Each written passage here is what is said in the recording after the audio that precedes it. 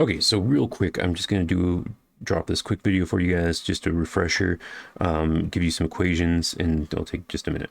All right, so equation number one that we need is work is FD cosine theta. Equation number two, T is equal to 1/2 mv squared. Clean that up a little bit, actually. Kinetic energy T is 1/2 mass times velocity squared.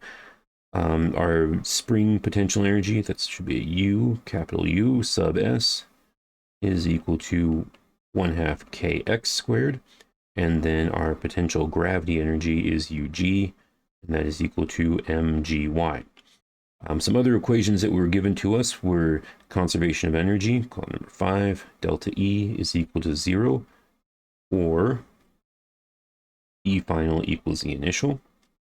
Number 6 was our, what do you call it, work energy theorem, which says our work is equal to delta E. So work done by all forces gives us a changing total kinetic energy. And last thing that I want to talk about is power. So power has a specific definition. P is equal to work over time. Sorry, this is going to be kind of fast and it's not going to have a lot of information in it.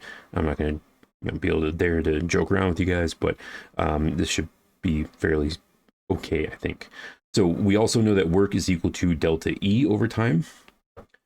Or sorry, work is equal to delta E, so our power can also be expressed as delta E over time.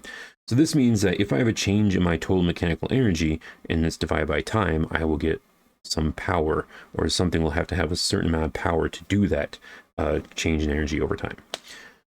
Usually we talk about power in terms of how much power output an engine can have, how much power electricity can create, and those are both good descriptors, both good questions about power. It's not like some abstract concept where, you know, this person has power or this party is in power or whatever. No, this is a very concrete thing that we can calculate. There's no ambiguity about what power is. It's just work or change in energy over time. If you remember from work, because there's, you know, these are two-ish separate equations, but they say the same thing. But there's one more way that we can express work, and that's by taking there's one more way we can express power, and that's by taking our work equation and calling it FD cosine theta. And so we plug that into our power equation and we get work over time is the same thing as FD cos theta over time. And when we do these work equations, these power equations, pretty much everything is going to be parallel or anti-parallel. And so this cosine theta is either going to be 0 or 180. We'll just say it's 0 and we'll call it 1. So what we get then is F times D over T. And that's how we can calculate power in another way. But you might think to yourself, I've seen D over T before. Maybe you aren't thinking that, but in a moment you probably will be. But we know D is a change in position, right? So I can write this as F force times maybe delta X over T, right? Same thing, change in position over time. But you know what this is, or you should know what this is from Unit 1. That is our velocity. So if I take my force times my velocity, I will get my power out. And I believe it's technically work time or force times change in velocity. So let's be a little more careful about that, I suppose. We'll call it F times delta V. So we have one way of calculating energy, that's our FV method, and we have another way of calculating energy, that's our work or energy over time, work or total mechanical energy over time. Either one of those is a valid way of doing this. It shouldn't be too bad. So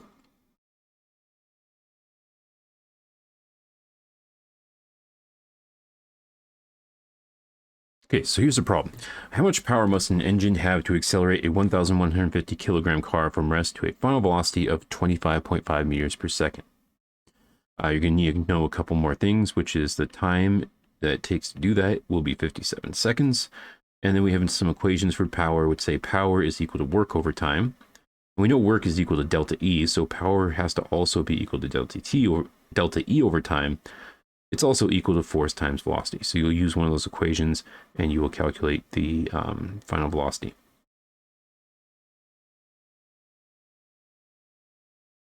or sorry.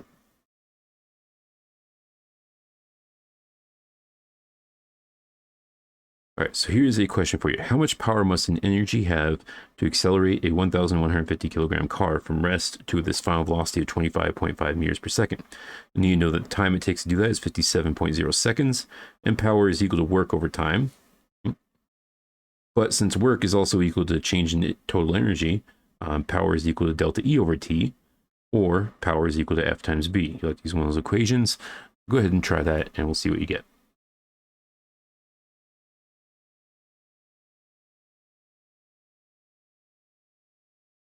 Okay, looks like hopefully you've had enough time to work that out.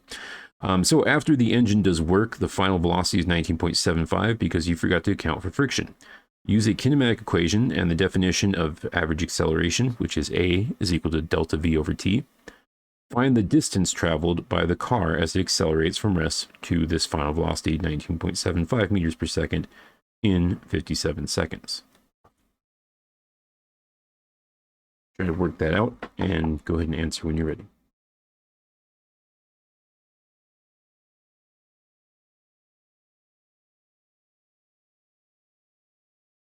All right, hopefully you've gotten that one done as well.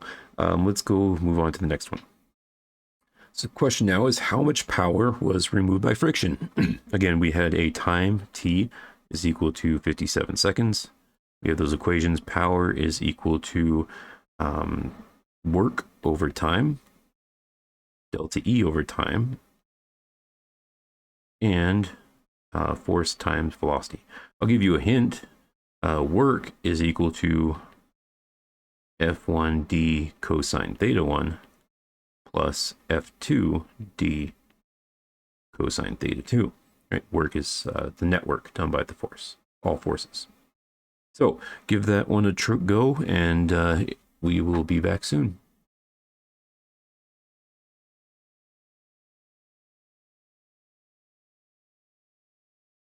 All right, hopefully you've had a chance to work on that one. Last one here, I've summarized the stuff that we know. In red is what you should have gotten from one of the last two problems, or the previous problem, and work comes from a different previous problem. But then we have B initial is 0, V final is 19.75. We also know something about time, which is 57 seconds. And we want to calculate that coefficient of friction. We can use something similar that says power is equal to work 1 plus work 2 over time. Work 1 could be maybe the engine work, and work 2 could be the kinetic friction work. So give that a shot, see what you get, and we'll see you in a moment. Oh, and one more thing before I cut you loose. This work done by the engine over time, that is the power from number 1, the first question that we did. So, all right, give that a shot, see what you, oh, yeah, 2 more things, I should say. P, this P here, this is the power that is due to all forces. So this one includes friction. You have a power P, that is your total power, that is due to the work done by your engine plus the work done by friction, all divided by time. And then you have this other work engine over time that does the power that you would have gotten as a result from the first question. So try to work that out and see if you can get the equation or the coefficient of friction for that one.